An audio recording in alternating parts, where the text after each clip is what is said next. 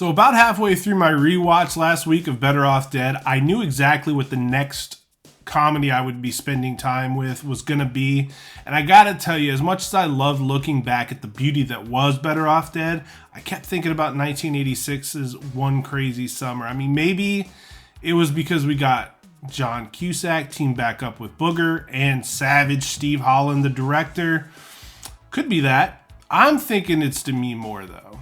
You know, playing Cassandra, she's got the braids and she's got the guitar, and yeah, it's probably Demi Moore. But let's talk about her, the movie. Let's talk about the movie. We'll talk about her too, but let's really get into this movie. Let's talk about 1986's One Crazy Summer. Did I say six or sex? Let's get into it.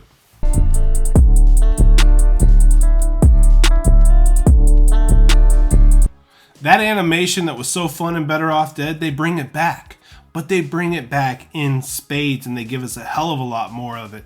You know, John Cusack is narrating the plight of a love-sick, like, rhino, cartoon rhino. I'm pretty sure it's a rhino. He's got a big horn. And he's looking for romance, but he's being tormented by these crazy, just mean-natured, vicious little bunnies. Talented artist, you know, our character is in this film, but god-awful at anything resembling basketball.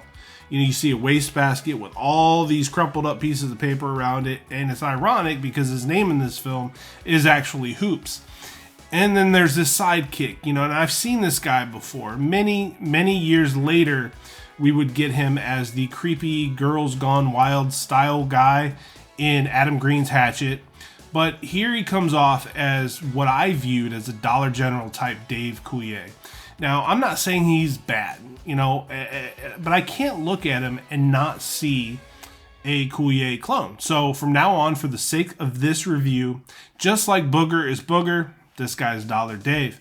And Dollar Dave is by Hoop's side for all of these misadventures, and all of those quirky laughs that you would get from Better Off Dead, they're here present in this film too. I mean, this includes the boys graduating from a high school that's called Generic High School. The mom shrinks the cap and gown to osh gosh bagosh sizes for poor, tall, lanky Hoops. And along with that, Dollar Dave's got a little sister named Squid. Somebody named this little girl Squid, and she's pretty good in this movie. I actually enjoyed her quite a bit. And she's got a dog. You know, she's got this dog that's got one of those cones around its neck, and it's got like band-aids all over him. And because of the general look of the dog, one of those, you know, faces only a mother could love, she's fiercely protective of this thing. I believe the dog's name is Bosco, and there's a great gag in here. And if you're old like I'm old, you remember back in the day, they used to tell you that if you make a face, it could get frozen like that if somebody pats you on your back. It's not real, but in the movie it's kind of real because there's these two mean little girls who are constantly tormenting, making fun of this dog and making faces at him and just bothering this poor animal. And Squid rolls up behind them, slaps them both on the back, and for the first few scenes of this movie, you see these little girls with their faces now stuck like that, running around scaring the shit out of people. Absolutely loved it. Running gag that's a lot of fun.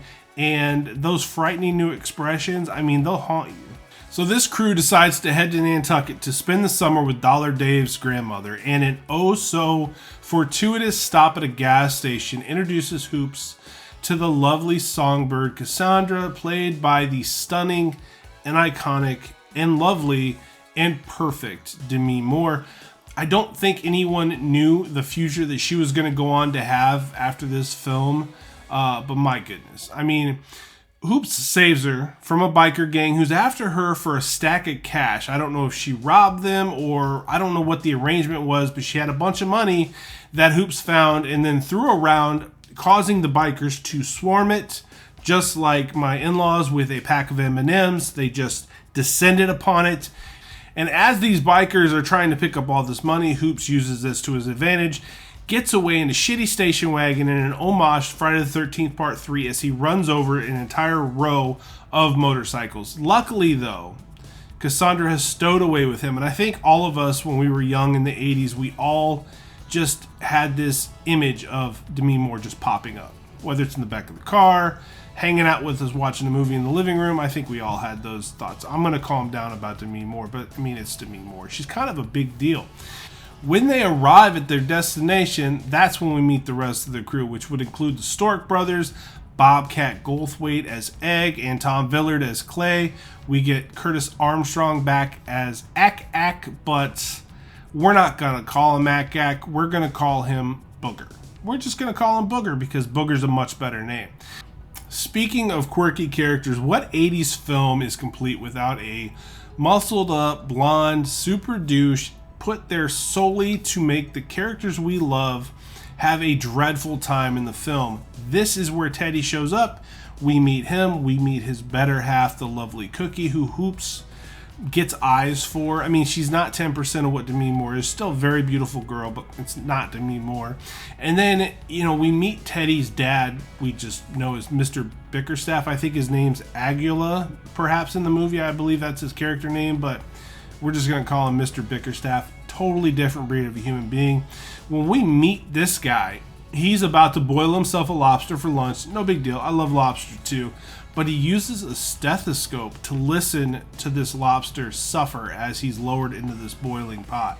Now, that's one of my favorite seafoods, but I don't need to hear about its struggles before it ends up on my plate. I thought it was a quirky scene that fit well with the vibe of the movie. Still stands out as very cruel, very weird, but it sets the tone for this guy being a sadistic prick. As we move down the checklist of things that you have to have in any good 80s film, a big competition at the end is certainly something that we constantly feel like is required. Karate Kid had, karate. There was skiing in Better Off Dead, arm wrestling, and Over the Top.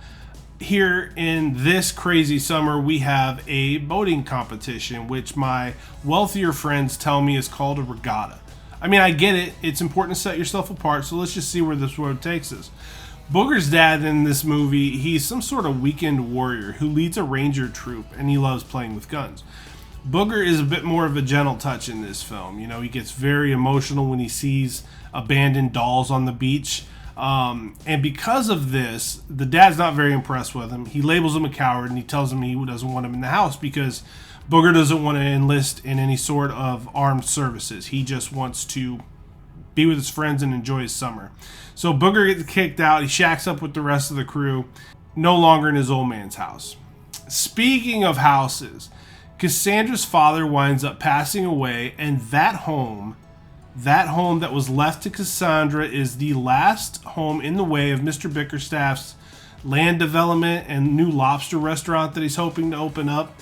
And by the way, I would be remiss if I did not tell you that if you haven't seen Bobcat Goldthwait in a Godzilla costume stomping the shit out of this monumental asshole's replica of the town as he sees it, you have not lived. I would advise you to go to YouTube and check that out. It's a lot of fun. Even though Hoops and Cassandra, they seem like the natural romantic pairing in this movie, lucky bastard that John Cusack is, Cookie seems quite taken with Hoops, and when Teddy runs off with Ty, played by Jeremy Piven, this gives her a chance to go out to the movies with Hoops and try to entertain herself. Great scene at the drive-in movie. They're watching a slasher film. Hoops keeps thinking about all the consequences of his actions with this monster Teddy and him taking Teddy's girlfriend out to the movies. I mean, it's just a bad decision all the way around. It's unfortunate, though, that the evening ends with Booger's dad's ranger troop sort of mummifying Hoops and chasing Cookie right back into Teddy's angry arms.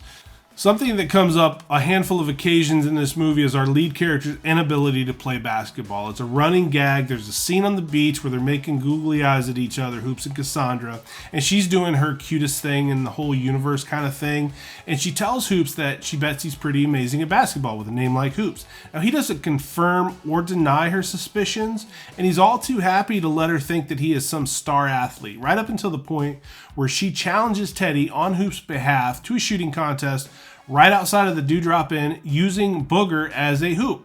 This goes poorly. None of this goes well at all, but there is a bright side to this whole thing as we get to see her mace Teddy, and seeing the bully go down, that's always a welcome sight. But This incident kind of sours the relationship between Cassandra and Hoops, and she kind of distances herself from him a little bit.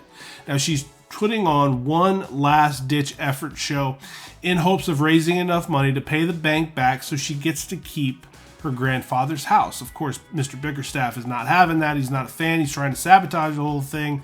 But Hoops winds up coming up with some artistic flyers, doing a little bit of wacky animation that he pirates in the drive-in movie scene.